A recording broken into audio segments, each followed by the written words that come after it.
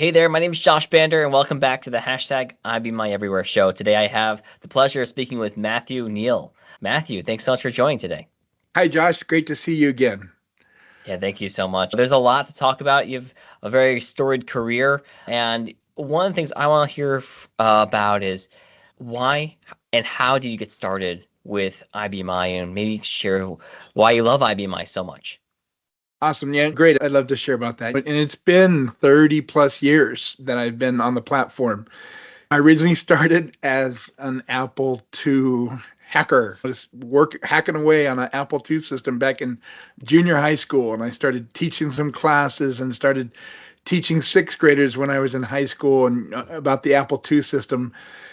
Wow. So there's a lot of platforms out there. It's not, we live in a world of free choice. And why you keep on, you've been on the platform for 30 years now and great stories about it. But why IBMI? That is another interesting question too. I spoke originally about my first AS400 job. And one of the things that we've heard about for many, many years is modernization.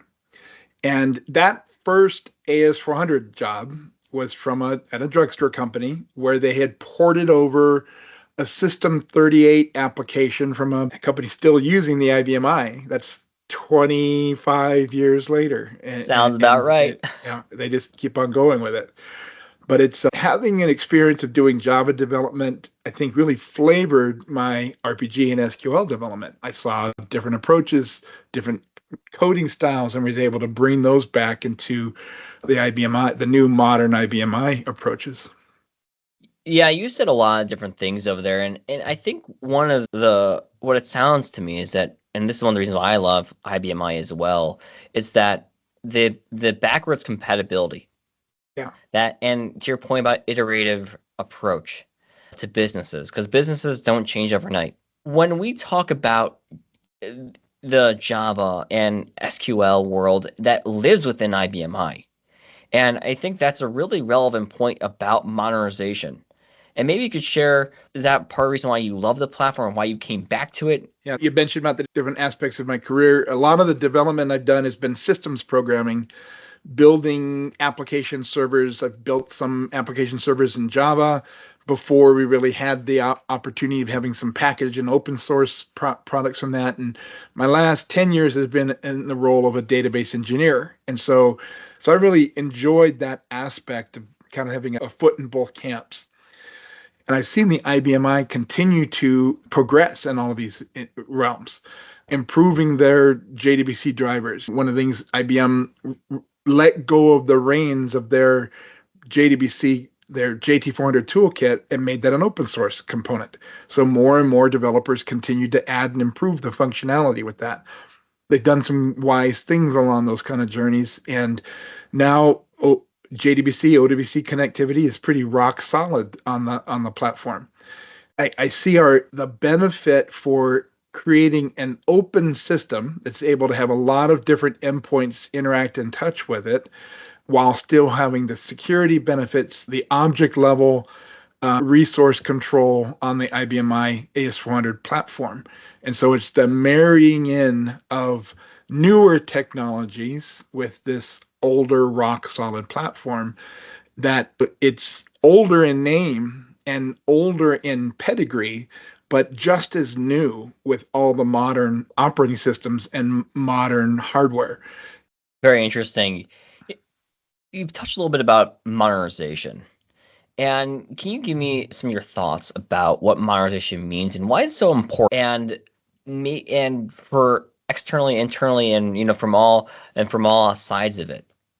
And I think my biggest assertion is it's an always modernizing platform. And because it has that long pedigree from code bases, an organization I'm working with now has code from date timestamps from back in 1972 because they had some older System 38 code that had brought into it. And there's still programs that are functioning, but they're also using some of the most modern PHP techniques and web service techniques and some of the most up-to-date functionality interacting with that older code base. Now, I really wish we could get an excellent RPG doc as Java doc does for us to help self-document our code. And I think there's some groups that are trying to improve that. But the fact that we have this platform that allows us to continue to use the older programs, continue to iterate through those data structures and our old physical files, converting to tables and integrating with long names, all the more modern things that benefit this younger generation of programmers coming in because they're used to being able to see things natural language described instead of our cryptic 6 character column names that the IBMI or the AS400 developers had to struggle with.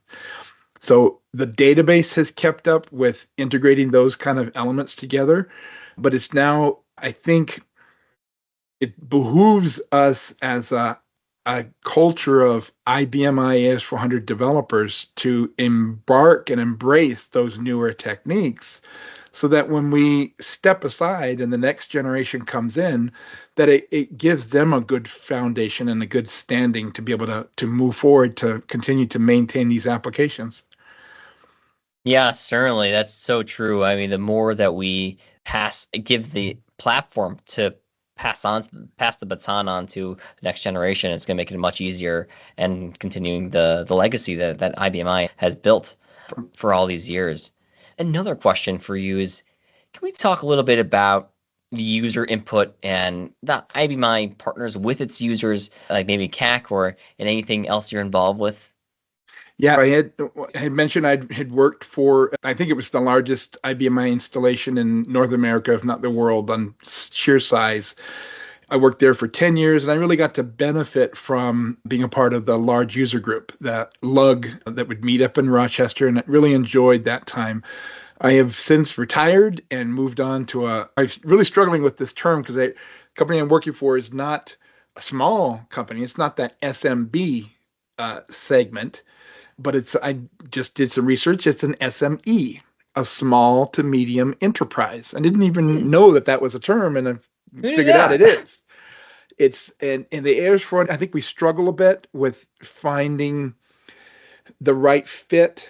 Well, I think a question you raised previously in the past was trying to market an IBMI to an SMB, a company with 500 to 1,000 employees or smaller than that. That to me is still a challenge. That even at last year's Common, we saw that they had this single rack, like a suitcase size AS400, or excuse me, IBMI. And that might be really well for a development project or taking a software on the show, but finding that market segment to the SMB. I'm not an IBMI salesman, but I do have noticed it's difficult to sell to that segment. They're coming in from quicker startups, from companies doing web enabled efforts and software as a service, so many different approaches. But that SME segment is still, I think, IBMI's part and parcel. They have reached out to the largest enterprises. They're now are, especially with DB2 mirror implementations, the IBMI is just as powerful, running basically the same hardware as some of the largest mainframe implementations.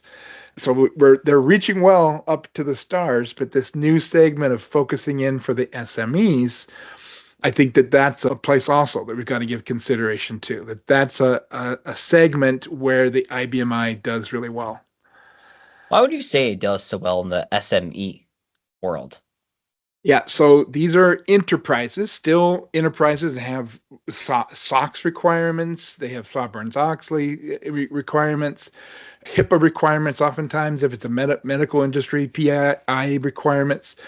And so there's the security aspect of the IBMI system is pretty rock solid. There's encryption it's enabled inside of the operating system to be able to deal with DB2 encrypting columns.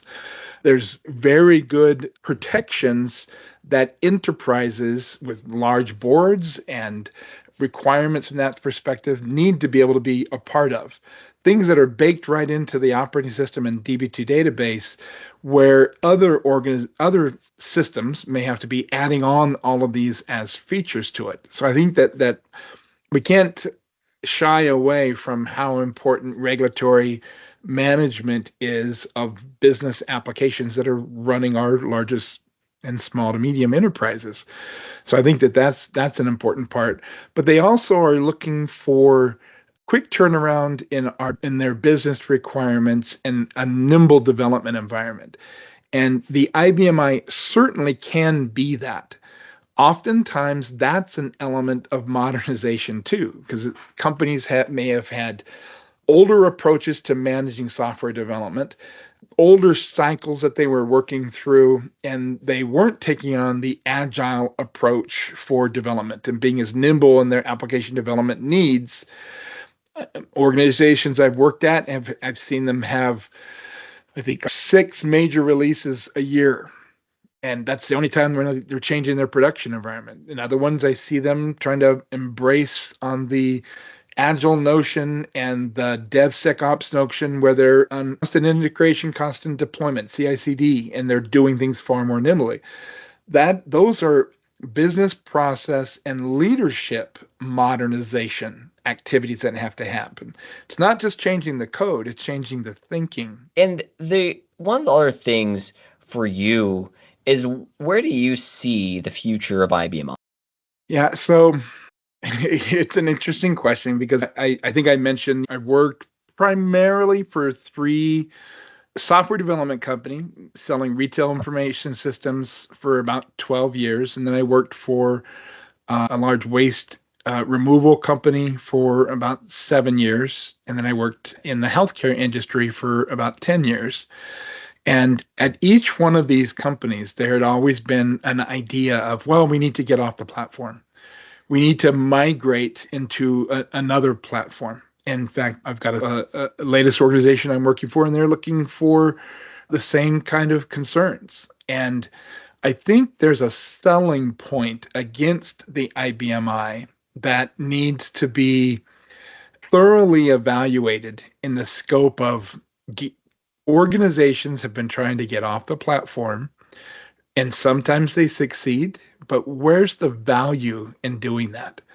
The oftentimes it can be embracing or embarking on a journey with very large consulting companies looking to sell their product and their services, their systems, just to be able to try and run business applications differently, move them to a different platform or a different operating system. If we step back and look at what the IBMI's been doing under the covers, it's been doing that for us. If we consider that we've really left the platform numerous times when I mentioned before, there was a conversion from CISC to RISC, the reduced instruction set. That was a big change. There was a big change under the covers. We had to recreate the objects, but you just recompile them. But you didn't have to abandon those older programs. They were able to convert. That was the most major conversion. Every time since then, it has been that EMI's genius of their abstraction layers. And as a developer, I try to utilize abstraction in the interfaces that we build so that you're not so tightly coupled. I learned that from the IBMI folks from Rochester. They are able to have abstraction layers over their machine interface and over the application code and the APIs, such that you're able to keep things working and solving business problems without having to recreate those interfaces. The IBM has given that to us, and I see that's a critical aspect of modernization. But often some of those things I'm talking about go over the head of business leaders. They're not, that's a technical aspect of the IBMI, the benefit that it has these abstraction layers. It handles memory in fault tolerant manners that other operating systems don't give you that benefit. You're not going to be colliding on pointers with a C program that's gobbled up too much memory someplace, because IBM gives isolation layers to those. And companies, necessary leadership, sometimes aren't tasked with having to have that level of detail in their responsibilities. where systems engineers and systems programmers have that and understand the value.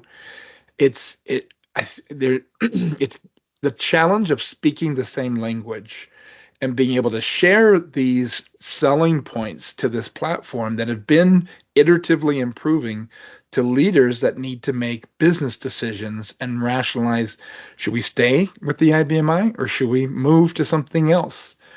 And my greatest selling point to that is organizations have been trying to do this, and some succeed and some fail. And but the system, the IBMI, has been keeping up right along the way. And there's some value to understanding that pedigree and understanding that it's been there all along. And why would we leave somebody that's been there for us all along? Yeah, I think that's a really important point. Well, Matthew, really appreciate your time. Thank you very much for joining us today. If you want to be a guest on the hashtag IBMyEverywhere podcast, feel free to reach out. You know where to find me, and talk to you all soon. Again, Yeah, thank you so much. There's a lot to talk about. You have a very storied career. And one of the things I want to hear about is uh, why and how did you get started with IBMI, and maybe share why you love IBMI so much.